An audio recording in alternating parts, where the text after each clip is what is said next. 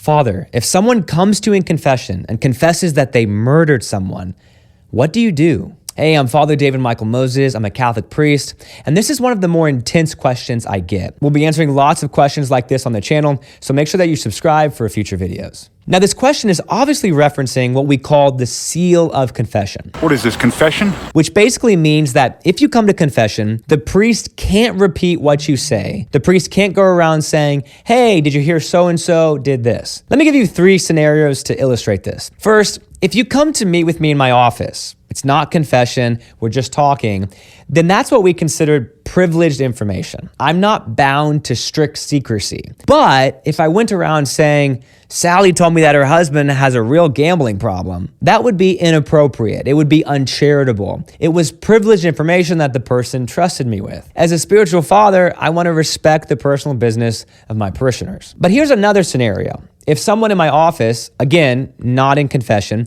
tells me that they poisoned all the water in the city, then I'm obviously going to do something about it. They don't have the right to keep me in secrecy just because we spoke in my office. If someone tells me outside of confession, even in private, that they are going to harm themselves or someone else, or that there is a grave danger that either of those things might happen, I'm bound by love, and sometimes even by law, to act on that information appropriately. But by contrast, if you come to confession, we're clearly in the sacrament of confession, we're going through the ritual, then whatever sins you say in confession, I cannot repeat under any circumstances. We call it the seal of confession because the sins are sealed in secrecy. No matter what sins are said in confession, the priest cannot say or do anything about them. He can't even treat the person differently afterwards. And this is extremely serious. If a priest directly breaks the seal,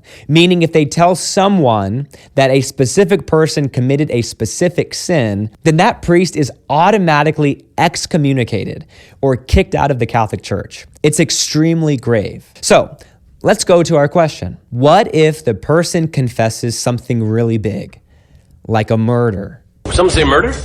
What do I do? Well, here's the thing to understand. The sins I hear in confession, they don't belong to me. I'm acting in what we call persona Christi, or the person of Christ.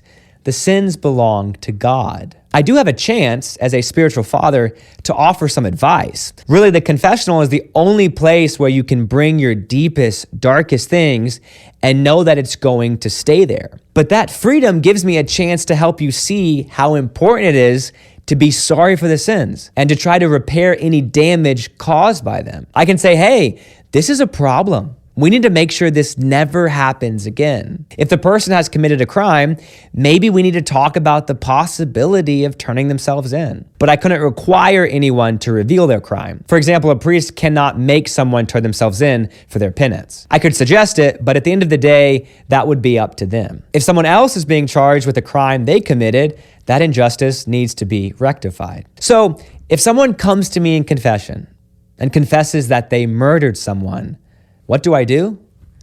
Well, I forgive them in the person of Christ. That's the power of what Jesus did on the cross. What he did is enough, even for murder. What Jesus did is enough for what I've done. It's enough for what you've done. So if you've been away from confession for a while, today might be a really good day to start again. I hope you found that helpful.